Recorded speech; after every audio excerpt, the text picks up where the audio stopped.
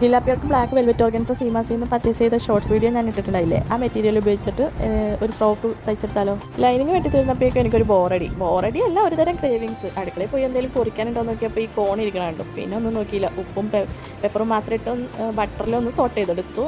പിന്നെ കുറച്ച് ഒനിയനും ടൊമാറ്റോ ഒക്കെ ഒന്ന് ചോപ്പ് ചെയ്തിട്ടു. ഇനി അതവിടെ ഇന്ന് ചൂടാറട്ടെ. അപ്പോഴേക്കും നമുക്ക് മെയിൻ ഫാബ്രിക് ഒന്ന് കട്ട് ചെയ്തെടുക്കാം. അതിനായിട്ട് ലൈനിങ്, സിബ്, പിന്നെ ഞാൻ ഈ ഒരു ലേസും കൂടി അറ്റാച്ച് ചെയ്ത് കൊടുക്കേണ്ട വേസ്റ്റ് ഭാഗത്തായിട്ട്. വെൽവെറ്റ് ഓർഗൻസ കാണുന്ന പോലെ ഇല്ല കേട്ടോ, ഹാൻഡിൽ ചെയ്യാൻ ഭയങ്കര പാടാണ്. അതുകൊണ്ട് ഞാൻ മുട്ടസൂചിയൊക്കെ ഉപയോഗിച്ചിട്ടാണ് മെയിൻ ഫാബ്രിക് കട്ട് ചെയ്തത്.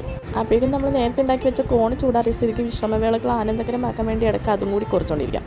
തയ്ച്ചുകൊണ്ടിരിക്കുമ്പോൾ എവിടെയെങ്കിലും പണി കിട്ടുന്നത് ഇപ്പോൾ നോർമലായിക്കൊണ്ടിരിക്കുക. ഒന്നുകിൽ മെഷീൻ പണി തരിക, അല്ലെങ്കിൽ KCB പണി തരിക, അങ്ങനെയൊക്കെയാണ്.